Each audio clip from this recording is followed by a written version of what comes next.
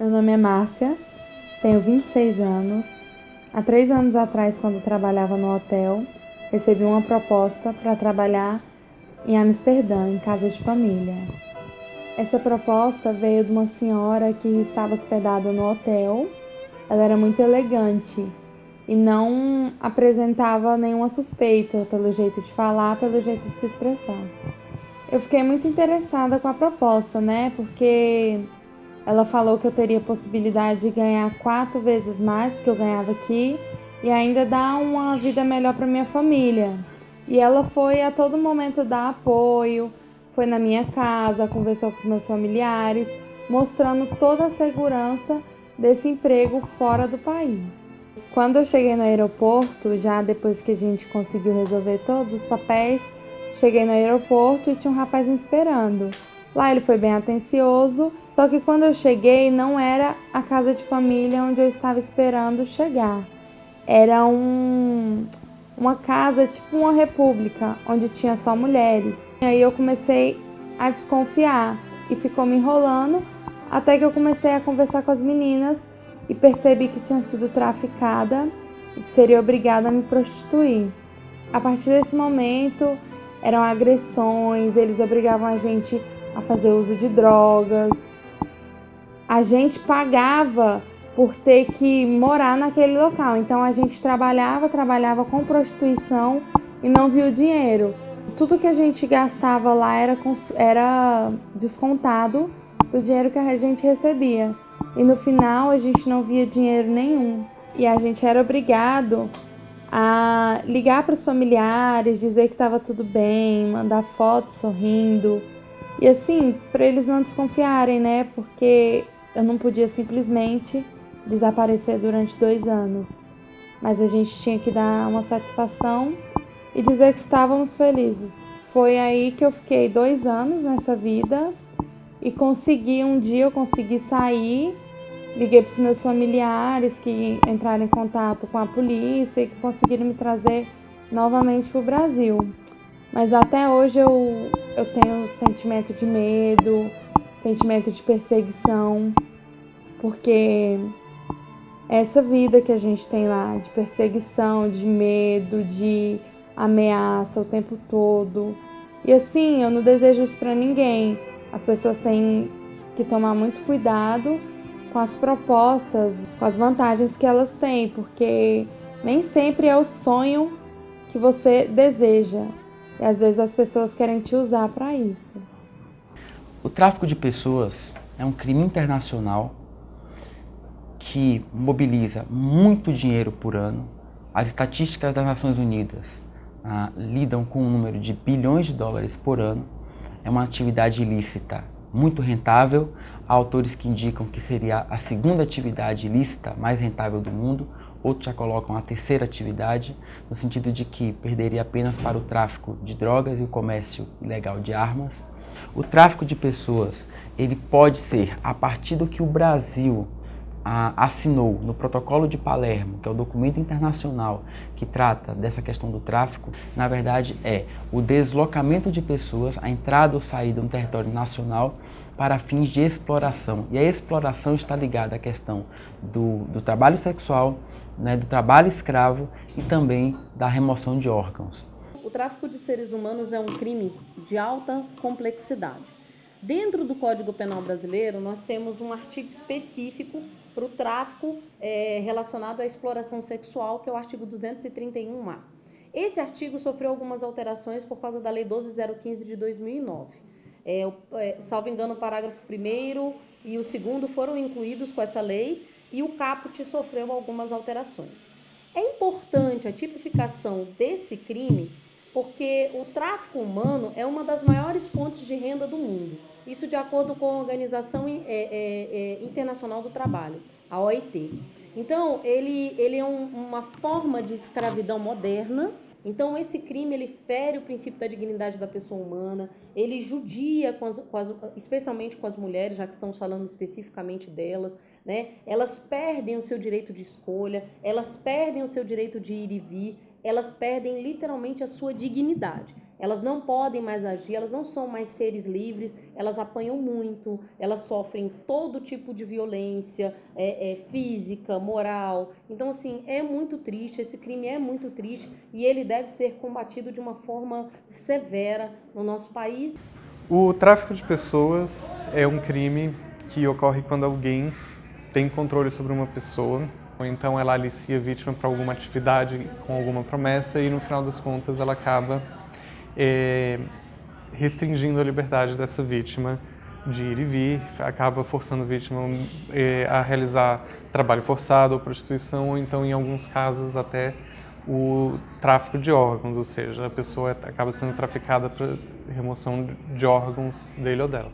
As principais vítimas do tráfico de seres humanos são mulheres, crianças e adolescentes. O estudo realizado pela UNODC em 2003 aponta que 83% dos casos envolvem mulheres e 48% menores de 18 anos. O Distrito Federal tem intensificado campanhas de conscientização da população, principalmente aquele público mais vulnerável, que é aquele que cai facilmente na armadilha dos traficantes de pessoas. O DF entrou hoje na campanha Coração Azul.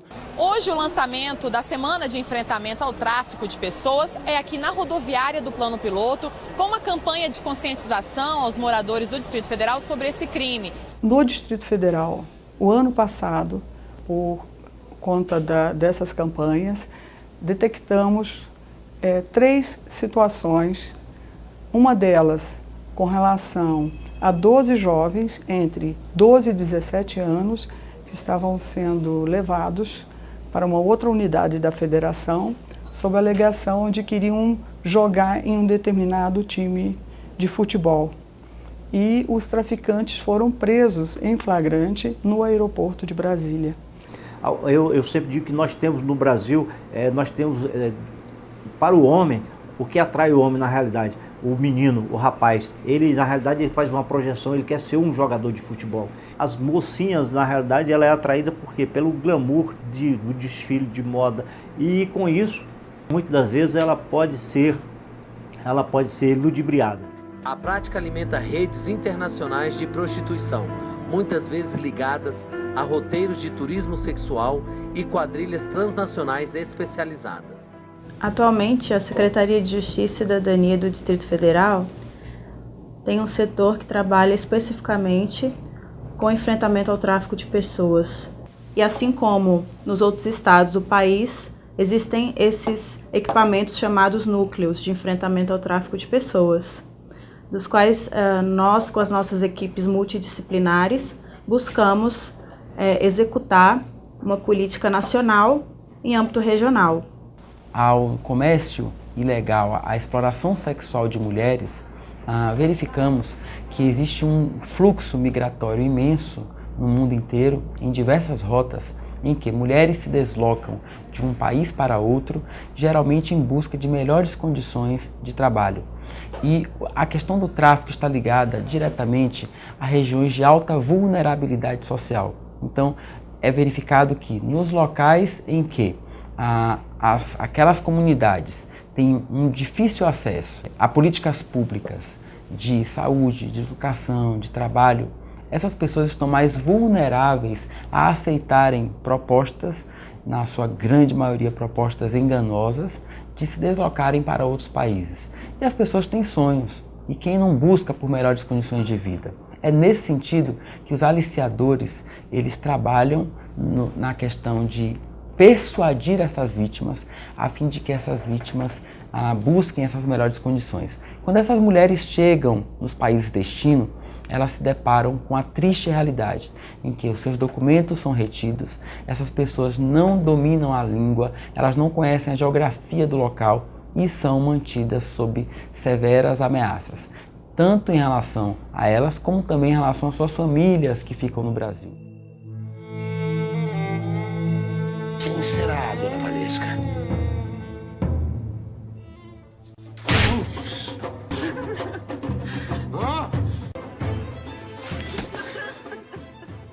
A partir da novela Salve Jorge, da Glória Pérez, né, que foi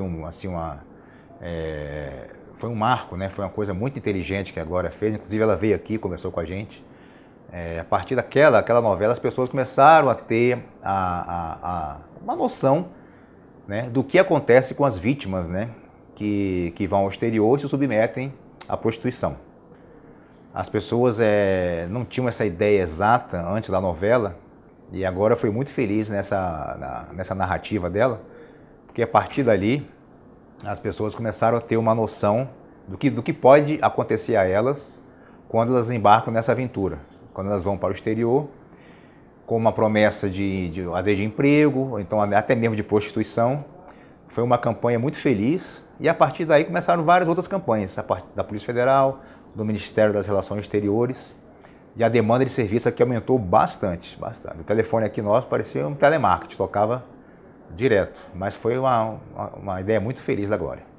Aqui no Brasil, o tráfico de pessoas é muito mais comum para fins de exploração sexual. E dentro dessa dinâmica de exploração sexual, é muito mais comum também o tráfico de pessoas com mulheres vítimas, ou seja, das vítimas de exploração sexual, a grande maioria, mais de 70%, são mulheres. O perfil das vítimas em relação às mulheres indica que pessoas entre 18 até 29 anos são as mulheres buscadas para a questão do tráfico. E geralmente, nos dados levantados, elas têm um filho. Ou seja, existe uma preocupação grande em relação à sua família. Essas mulheres buscam melhores salários, melhores condições, até para manter os seus filhos, manter a sua família no Brasil. E chegando lá nesses países, elas se deparam, a partir dos relatos que já foram colhidos, elas se deparam com essa triste realidade. Então, a partir do momento em que são mantidas sob ameaça a fim de prestarem jornadas de sexo por até 16 horas consecutivas, e isso foi já levantado nos relatos das vítimas, essas mulheres geralmente, para aguentarem, para poderem se submeter a essa jornada, elas muitas vezes fazem uso de drogas, de medicamentos, a sua saúde é seriamente comprometida, muitas delas voltam, inclusive com quadro de doença mental para o Brasil, quando não morrem nesse país de destino. As rotas que são relacionadas pela Polícia Federal mostram que, a partir do momento em que uma investigação se intensifica em relação a um aeroporto, essas rotas rapidamente elas mudam o seu tráfego a fim de possibilitar, né, mascarar a questão do tráfico, que não é fácil de ser verificada. Não é fácil porque existem outros crimes que podem também estar ligados a essa questão, sem contar que o contrabando de imigrantes é algo que está muito próximo em relação ao tráfico. O Código de Palermo, na realidade, ele é uma norma internacional, que todo país, ele tem que, na realidade, aderir a essa norma. E aí, ele como é que ele faz a adesão? Ele vai aderir, na realidade, na hora que ele é com a lei própria do país. E lá, sim, você tem as penalidades, você tem como é que ocorre o fato, como se dá a ocorrência, né? Que hora que se dá, como é que você comprova e qual é a penalidade para aquelas pessoas que estão cometendo aquele delito. Ou seja, a Convenção de Palermo, na realidade, é uma convenção abstrata de países, né? Onde aqueles países, signatários, eles aderem com a sua legislação própria, ou seja, cada país vai aderir com a sua legislação. Então as penas vai variar de país para país de acordo com a sua legislatura. A gente nunca fala do tráfico de pessoas de forma isolada. A gente também fala de outros elementos do crime organizado. Por exemplo, a Convenção de Palermo contra o crime organizado transnacional traz a necessidade de tipificação de vários crimes, como a obstrução da justiça, a formação de quadrilha, o pertencimento a organizações criminosas organizadas. E todos esses crimes acabam muitas vezes sendo ligados ao tráfico de pessoas. Já houve no Congresso Nacional 2 CPIs no sentido de levantar os casos e os números acerca do tráfico de pessoas. Uma CPI na Câmara e outra CPI no Senado. Da CPI da Câmara dos Deputados resultou um anteprojeto de lei. Esse anteprojeto tramitou, hoje está no Senado, é a SC número 02, em que a política pública brasileira em relação ao tráfico de pessoas deve ser realmente detalhada na questão do projeto. Seria a ideia de uma lei geral do tráfico, a fim de direcionar as políticas públicas, formar a consciência das pessoas e, principalmente, enfocar a capacitação dos agentes públicos que lidam com essa questão. Existe uma séria lacuna, uma séria dificuldade em relação ao direito brasileiro no tocante ao trato do tráfico de pessoas. É preciso que a legislação brasileira seja modernizada e que ela consiga atingir, adaptar as 3 modalidades de tráfico que estão previstas no Protocolo de Palermo. Não só a exploração sexual, como também o trabalho escravo e também o tráfico para fins de remoção de órgãos, que é também uma prática nefasta que existe no mundo todo, em que quadrilhas elas se especializam em cooptar pessoas para retirar seus órgãos mediante pagamento muitas vezes.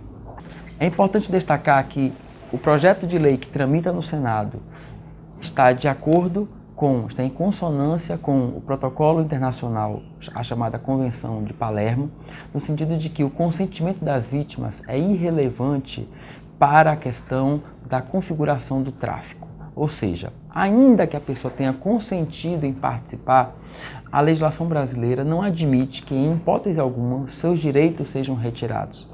Então, é importante frisar, é importante destacar que a sociedade muitas vezes penaliza essas vítimas quando elas sabiam sim que iriam trabalhar com a prostituição, no sentido de que, se ela sabia, então não existe nenhum tipo de proteção para essas pessoas. Esse pensamento é errado, esse pensamento é equivocado.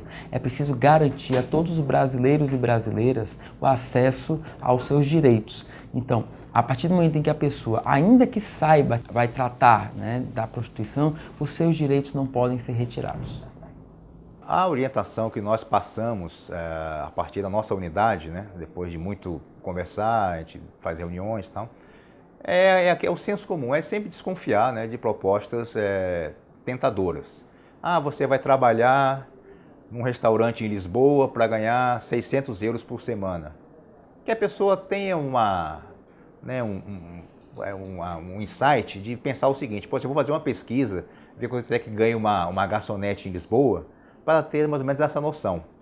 A atenção à vítima também é importante, esse eixo. Então, o núcleo aqui do DF também recebe algumas denúncias, é um canal de denúncia, portanto, e procura divulgar também os canais de denúncia nacional, que é o Disque 100, o Disque 180. Sempre nas ações preventivas se divulgado esses canais de denúncia. Que em caso de dúvidas, pode entrar em contato pelo nosso e-mail, que é o denuncia.urtp@dpf.gov.br. Esse é o nosso e-mail de denúncias. Ou pelo telefone 61 2024 8029, que é o telefone aqui da minha mesa, ou 61 também, o mesmo prefixo, 2024, e o 7939.